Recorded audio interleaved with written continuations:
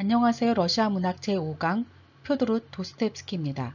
이 그림은 바실리 베로프가 그린 도스토옙스키의 초상화입니다.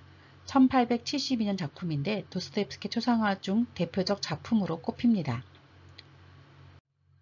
표도르 도스토옙스키는 러시아의 작가이자 사상가, 철학자, 사회평론가입니다. 그리고 작가로서는 드물게 페테르부르크 과학 아카데미 개건 회원을 1877년부터 지냈죠.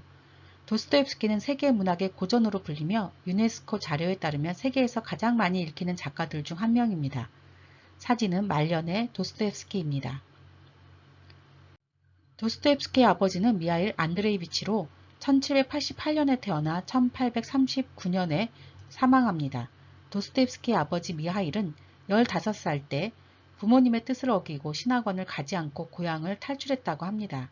그 후 모스크바 황립의학아카데미에 입학하였고 군의로 복무합니다. 1819년에 11살 연하의 여인과 결혼하죠. 그리고 1년 뒤 마린스키 빈민구제병원에 근무하는 조건으로 제대합니다. 도스토옙스키의 아버지는 까다롭고 인색하며 방탕하고 술고래에다 독재적인 성격이었다고 합니다. 아들들에게 여자들에 대한 언급을 금지시켰고 성서를 철저히 공부시켰다고도 하죠. 연구자들은 도스토옙스키의 폐쇄적이고 우울한 성격이 아버지의 영향이라고 말합니다. 또한 신경질적이고 과묵하며 매사에 의심하는 성격도 아버지의 유산으로 간주하죠. 도스토옙스키의 어머니 마리아 네차에바는 1800년에 태어나 1837년에 폐결핵으로 사망합니다. 도스토옙스키의 어머니는 교양과 품위를 지닌 여인으로 깊은 신앙심을 소유한 인자한 인물이었으며 자식들에게 온화한 사랑을 쏟았다고 합니다. 도스토옙스키의 어머니는 복음서나 구약과 신약의 성스러운 이야기들로 도스토옙스키가 4살 때부터 글을 가르쳤습니다. 젊은 시절 무신론에 빠지기도 했던 도스토옙스키가 그리스도를 사랑하는 인간으로 머무를 수 있었던 것은 어머니의 영향이라고 하죠. 1837년 안타깝게도 이른 나이에 폐결핵으로 사망하는데 도스토옙스키가 16살 때의 일입니다. 이 사진은 도스토옙스키의 아버지가 근무하며 사택에서 지냈던 마린스키 자선병원의 현재 모습입니다. 도스토옙스키는 1821년 10월 30일, 신력으로는 11월 11일에 모스크바 마린스키 자선병원, 현재는 폐결핵 연구소에서 출생합니다. 아버지는 1등 군의관 미하일 안드레비치로 그의 차남으로 태어났죠. 도스토옙스키네는 7남매로 형 미하일과는 1살 차이였고 남동생이 2, 여동생이 3이었습니다. 이 사진은 도스토옙스키의 형 미하일입니다. 현재는 도스토옙스키 박물관으로 쓰이는 도스토옙스키가 태어난 집의 거실 모습입니다. 도스토옙스키와 남매들이 공부했던 책들이 전시되어 있습니다. 도스토옙스키는 1834년 13살에 모스크바 소재 체르마크 기숙학교에 입학합니다.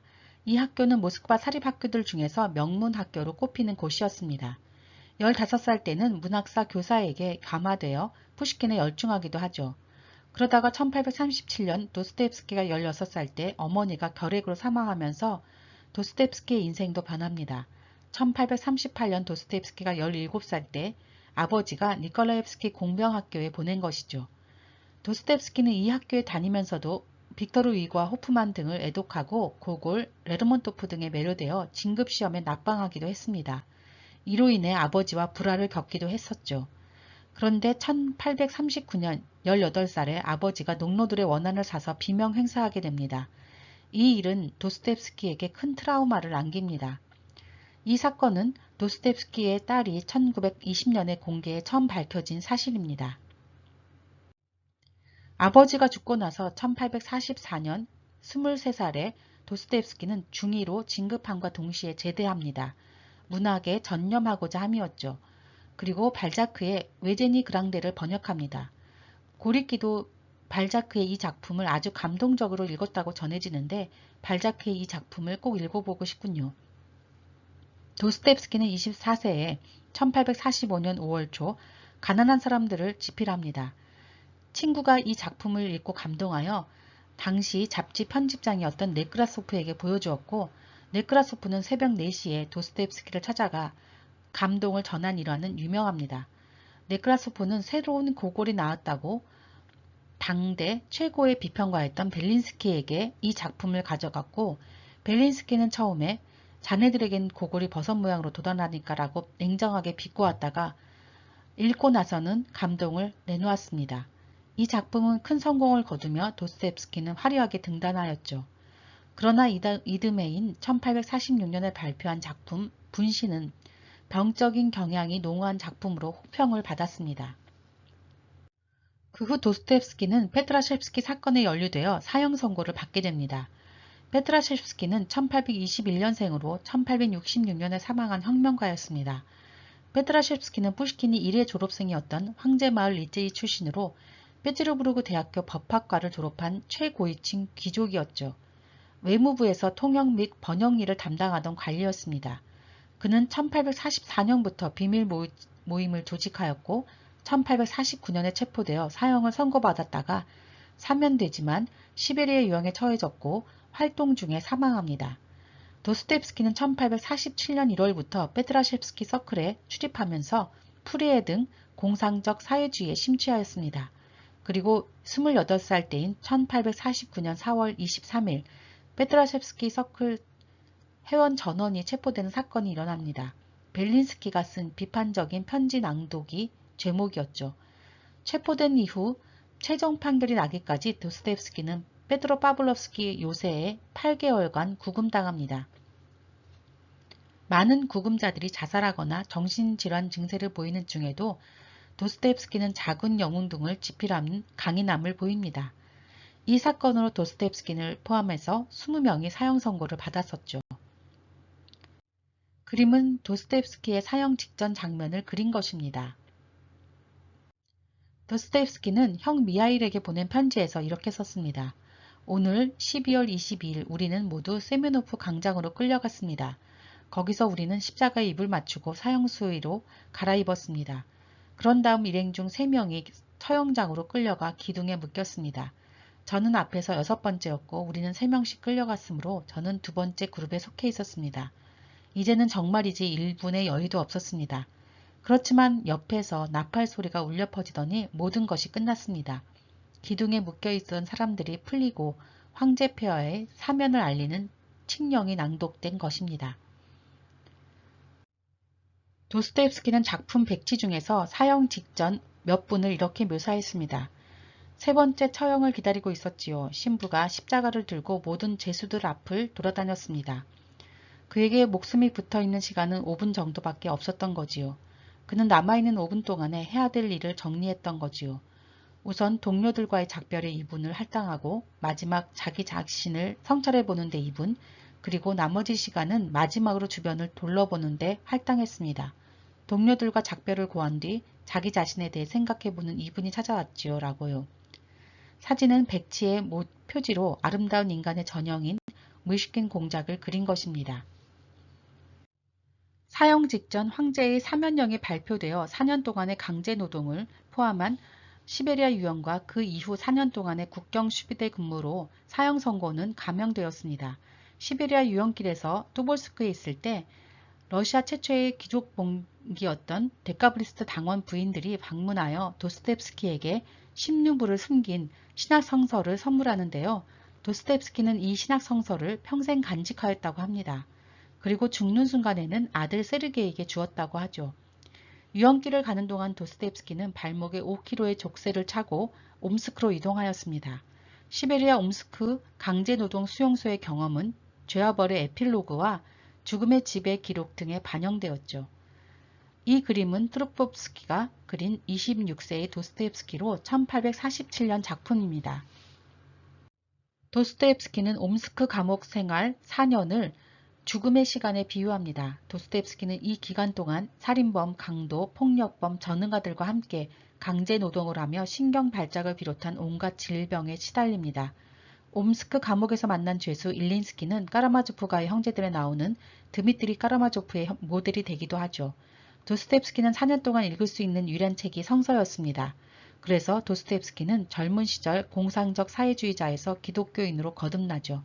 도스토옙스키는 폼비지나에게 보낸 편지에서 이렇게 밝힙니다. 그리스도보다 더 아름답고 심오하며 연민에 넘치는 동시에 합리적이고 용기 있는 완벽한 존재는 없습니다. 누가 저에게 그리스도는 진리 밖에 있는 존재라고 증명해 보일지라도 저는 진리보다는 그리스도와 함께 낫는 쪽을 택할 것입니다라고요.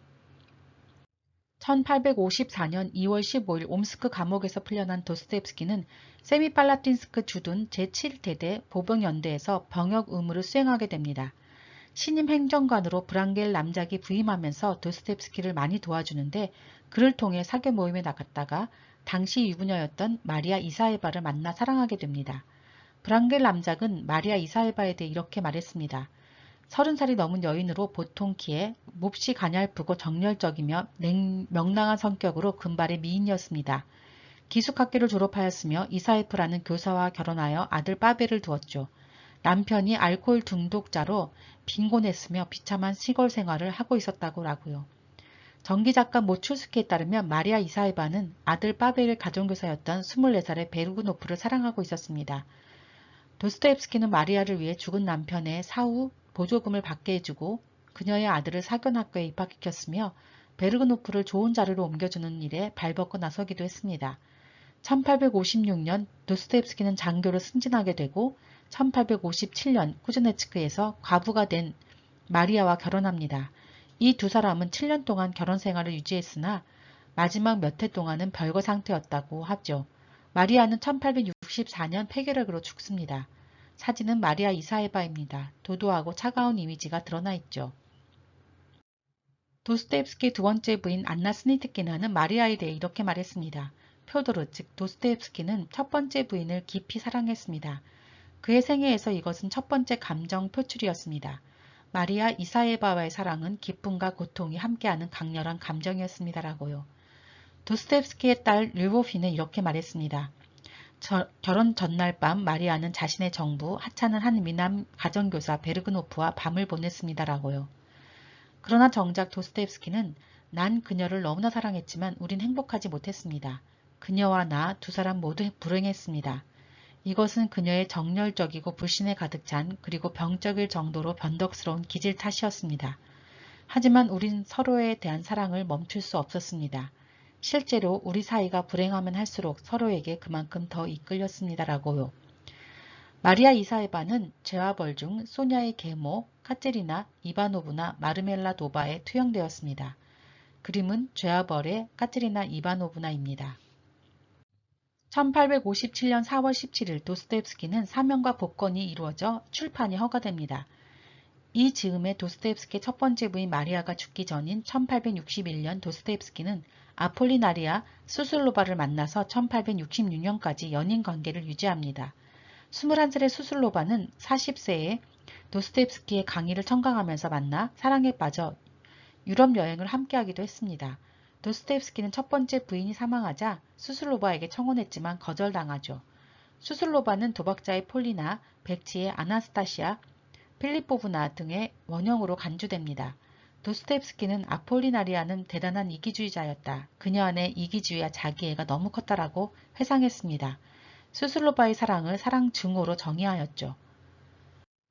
수슬로바에게 청혼했다가 거절당한 후 도스토옙스키는 1866년에 도박사를 집필하던 중에 속기사 안나를 만나게 됩니다. 안나는 나중에 이렇게 회상했습니다. 그는 정말 신경질적이었고 생각을 가다듬지 못했다. 내 이름을 묻고 나서 금세 또 잊어버리곤 했다. 그리고 아예 나라는 존재는 잊은 듯 방 안을 일절히 돌아다니다가 밖으로 나가 오랫동안 산책을 했다. 그리고 10월 29일 집필 후 한 달 만에 도박사를 끝내고 11월 8일 도스토옙스키는 안나에게 청혼합니다. 도스토옙스키와 안나는 1867년 2월 15일 25살의 나이 차를 극복하고 결혼합니다. 결혼식이 끝난 뒤 샴페인과 고조된 흥분 때문에 도스토옙스키는 하루 동안에 간질 발작을 2번이나 일으켰고 의사는 치료를 위해 해외로 나갈 것을 권유합니다. 안나는 혼수품을 전부 저당 맡기고 해외로 나가게 되죠. 이때가 1867년 4월 14일이었습니다. 안나는 회색 눈과 차분하고 적극적인 성격의 소유자로 도스토옙스키의 협력자이자 열렬한 숭배자였습니다. 도스토옙스키는 마지막 작품이 된 까라마조프가의 형제들을 안나에게 바친다라는 제언으로 시작하죠. 유언도 안나에게 사랑한다였다고 합니다. 돈 때문에 늘 시달렸던 도스토옙스키가 어느 정도 안정을 찾고 유복한 말년을 보낸 것도 모두 아내 안나 덕분이었습니다. 안나를 만나게 해주었던 도박자라는 작품은 도스토옙스키 자신의 연애와 룰렛 체험의 소산입니다. 도스토옙스키의 도박병은 유명한데요. 도스토옙스키는 도박을 위한 도박을 사랑했고 그것의 저열함과 공포, 달콤한 고통을 사랑했다고 하죠. 도스토옙스키의 본성은 극단적인 감각들, 운명과의 결투, 파멸의 전조 등을 필요로 했으며 도박으로 모든 것을 잃고 자주 부인에게 돈을 보내달라는 애절한 편지를 썼던 것도 잘 알려진 일화입니다. 1867년 5월 20일자 아내에게 보낸 편지에는 이렇게 썼습니다. 안나, 나의 소중한 안나, 나의 애인, 나의 아내, 나를 용서해 주오. 나를 룸펜이라고 부르지 마오. 나는 중죄를 저질렀소. 당신이 보낸 돈을 몽땅 잃고 말았소. 마지막 한 푼까지 깡그리. 속히, 당장, 즉각 여행할 돈을 보내주시오. 그러다가 1871년 4월 아버지가 꿈속에서 무서운 모습으로 나타났다고 편지를 보냈는데요. 그 후 도스토옙스키는 도박에서 손을 뗐다고 합니다. 표지는 도박자의 표지입니다. 도박자 이후 도스토옙스키는 1866년에 죄와벌, 1868년에 백치, 1871년에서 72년까지 악령, 1875년에 미성년, 그리고 1879년부터 80년까지 까라마조프가의 형제들을 발표하여 소위 5대 장편, 웰리거의 뼈찌 끄니쉬에를 쏟아냅니다. 사진은 1863년의 도스토옙스키입니다. 그의 마지막 장편 까라마조프가의 형제들은 1879년 58세 때 연재를 시작한 작품입니다. 원래 제목은 위대한 죄인의 생애였다고 하죠. 도스토옙스키는 이 작품을 2부작으로 구상하였으나 갑작스런 사망으로 미완성으로 끝납니다. 도스토옙스키의 막둥이 아들 알렉세이가 1875년에 출생하지만 3살 때 간질로 사망하자 그의 이름을 따서 주인공 이름을 알료샤, 즉 알렉세이라고 지었습니다. 이 작품에 등장하는 알료샤의 정신적 지주 조시마 장로는 옵티나 푸스틴 수도원의 암브로시 장로로 도스토옙스키와 아내 안나가 아들이 죽은 후 찾아가서 위로를 받은 인물이었습니다. 1880년 59세 때 도스토옙스키는 모스크바 푸시킨 동상 제막식에서 연설을 하는데 푸시킨을 예언자라고 칭한 일화는 유명합니다. 그 자리에는 뚜르게네프도 참석했었다고 전해지죠. 도스토옙스키는 1881년 1월 28일 페테르부르크에서 사망합니다. 공공 장례식을 금지시켰지만 수많은 인파가 몰려 그의 사망을 애도했습니다. 작가는 모스크바의 노보데베치 수도원 네크라소프 묘지 옆에 묻히길 원했으나 비용 문제로 그렇게 하지 못하고 페테르부르크의 알렉산드르 넵스키 수도원의 찌흐빈 묘지에 안장되었습니다. 사진은 까라마조프가의 형제들의 앞 표지입니다. 이 그림은 크람스코이가 그린 임종 후의 도스토옙스키입니다. 포르피예프가 그린 도스토옙스키의 장례식 모습이죠. 사진은 페테르부르크의 알렉산드르 넵스키 수도원의 찌흐빈 묘지에 안장된 도스토옙스키의 묘입니다. 넋의 리얼리즘이라고 불리는 도스토옙스키의 작품들은 심리소설의 발생에 영향을 주었고 러시아와 세계문학의 거장들 뿐만 아니라 프리드리히 니체, 장폴 사르트르, 실존주의, 프로이드 학파 등에도 영향을 끼칩니다. 고리키는 도스토옙스키는 셰익스피어에 견줄만 하다라고까지 말했죠. 사진은 도스토옙스키의 페테르부르크 집 서재입니다. 이 사진은 러시아 모스크바 크렘린 근처에 위치한 국립중앙도서관 앞의 도스토옙스키 동상입니다. 원래 레닌 동상이 서 있었는데 철거 이후 도스토옙스키 동상이 세워졌습니다. 러시아의 지성이라고 불리는 도스토옙스키의 위상을 알 수 있습니다. 이상으로 도스토옙스키의 생애를 마칩니다. 감사합니다.